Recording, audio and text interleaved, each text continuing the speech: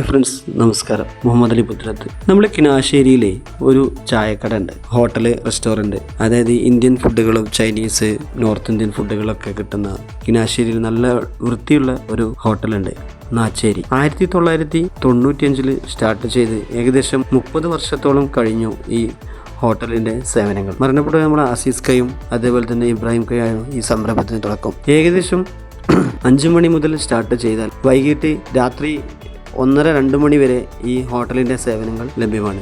അതേപോലെ തന്നെ നമുക്ക് അവിടെ കാണാൻ പറ്റുന്ന ഇപ്പോഴും അവിടെ ചായക്ക് 10 രൂപയുള്ളൂ. കിനാശ്ശേരിയിൽ ഒരുപാട് കൂണുപോലെ പുതിയ പുതിയ കോഫി ഷോപ്പുകൾ വന്നിട്ടുണ്ടെങ്കിലും കൂടിയിട്ട് അവിടെയൊക്കെ വെറും 150 മില്ലി, അതായത് ഒരു ഗ്ലാസ് പൂർണ്ണമായിട്ടില്ലാതെ ചായ വിൽക്കുന്നത് 12 രൂപക്കും 15 രൂപക്കും ഒക്കെയാണ്.